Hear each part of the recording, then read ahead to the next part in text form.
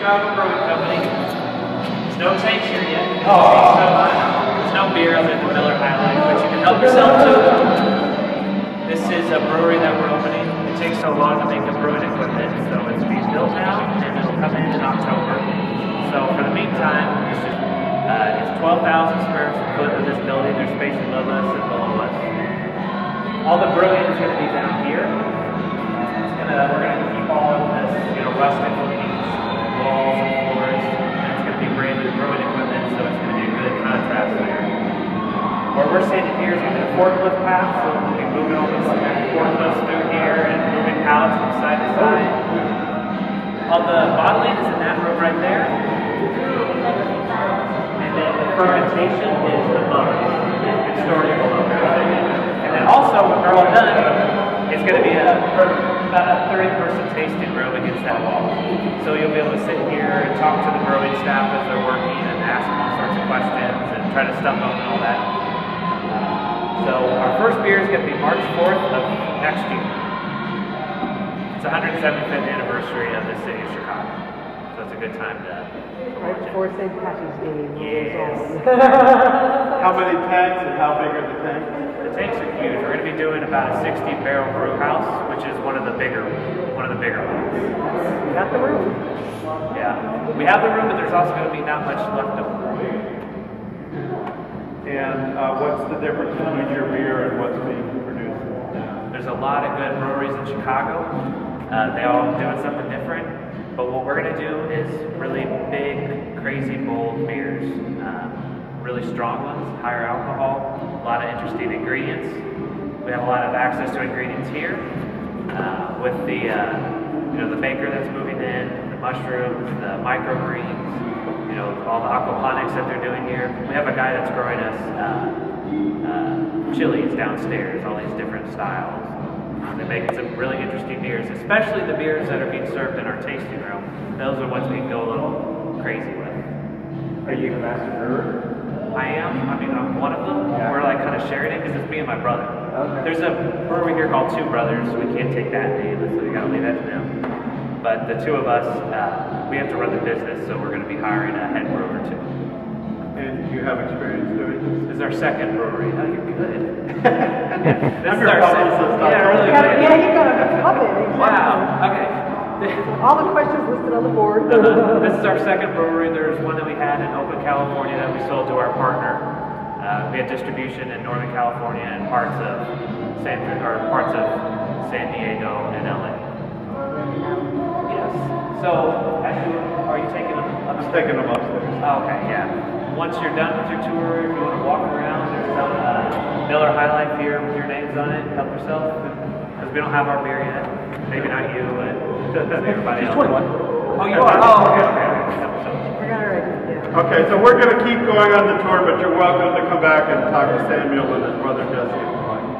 Last name Evans. What's that? Is your last name Evans? No, I wish it was. It's Evans, but a lot of people here Pretty Evans. close, yeah. Sam Evans. All right, thanks, guys. Okay. Square feet out of this giant building. Mm-hmm. And we'll be doing all of our bottling, or all of our brewing down there. We're trying to figure out if it's 60 to 90 square, or 60 to 90 barrels. The front door right there. We have excellent, excellent zoning so that we can use 20% of our space for retail. So there'll be a nice gift shop down there. Tasting room against this wall right here. Right. This is a forklift path right here. Now, are you planning to be packaging and going to other bars or the stores? Definitely, yep. We're going to be bottling everything in 22-ounce bomber bottles the first year, and kegging, and we'll be all over the city of Chicago. Okay, then. So, how long have you? Well, I heard you talk on the tour about having run another brewery in Oakland, and how soon did you come out here and decide to start another project? Well, we were here for we were in California for about 5 or 6 years, and we sold that to a partner, and then we came here in about 2 years ago.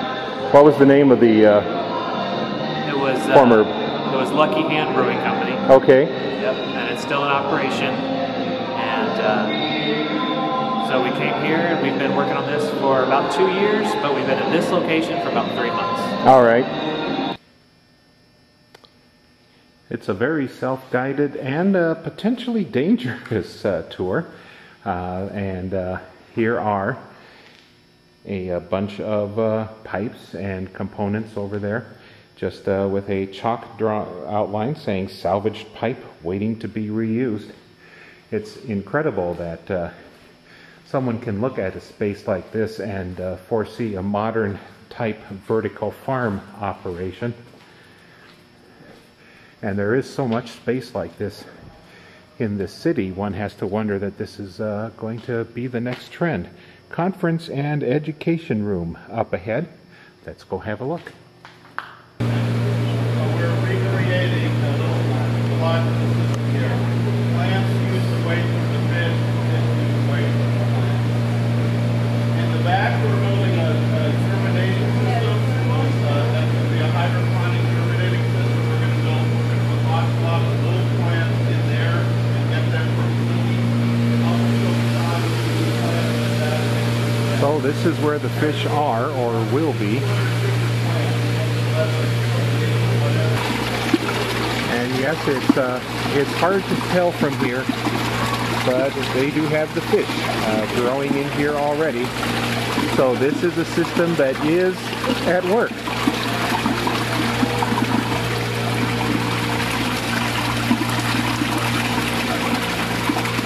Excuse me.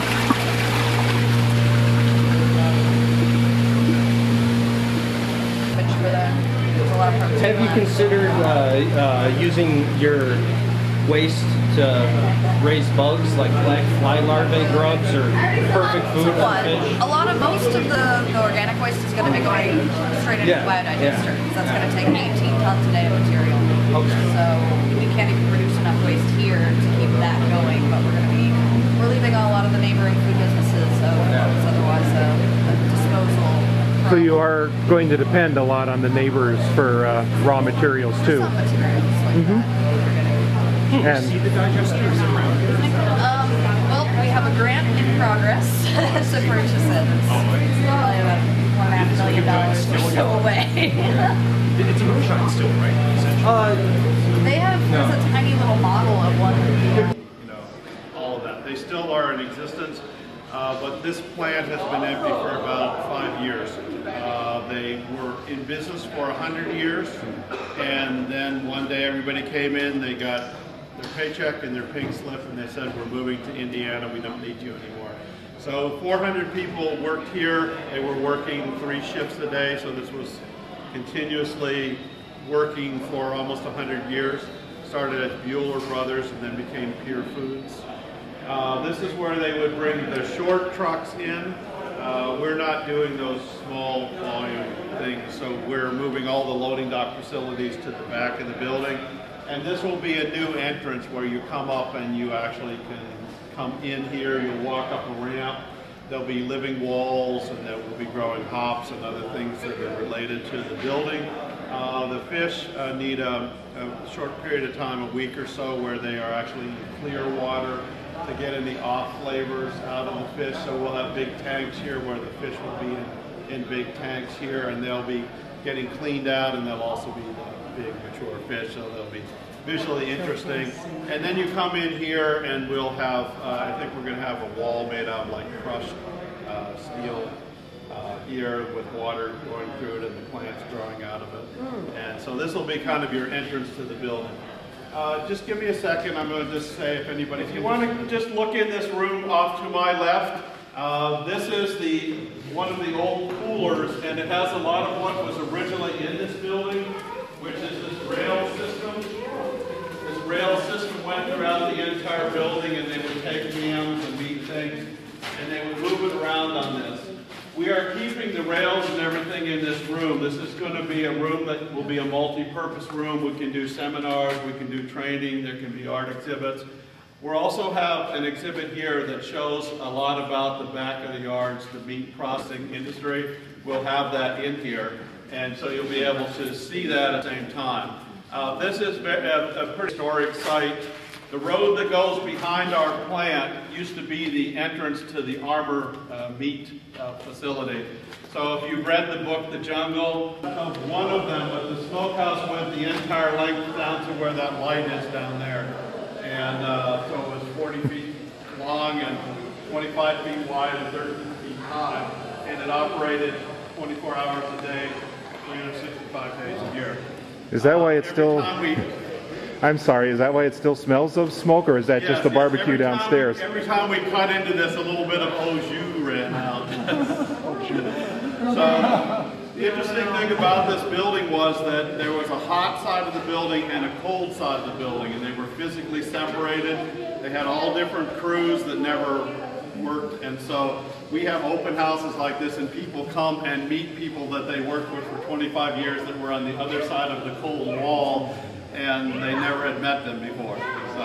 So it was kind of interesting that there was the hot side of the business, the cold side, and of course you couldn't cross-contaminate, so they were always separated. This is also a small craft brewery here that's separate from the one downstairs. This is a co-op of 3 brewers. They're home-scale brewers. They're doing about 10 gallons at a time. They will be able to do 40 gallons at a time in their new brewery. So this is just that small part there, that small brewery. If you go this way, we'll walk into the place where the bakery is going to be built.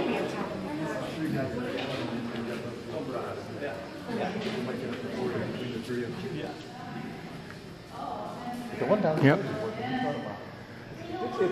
So I looked in here, but I looked in here before. I did not know what this was, but so this is going.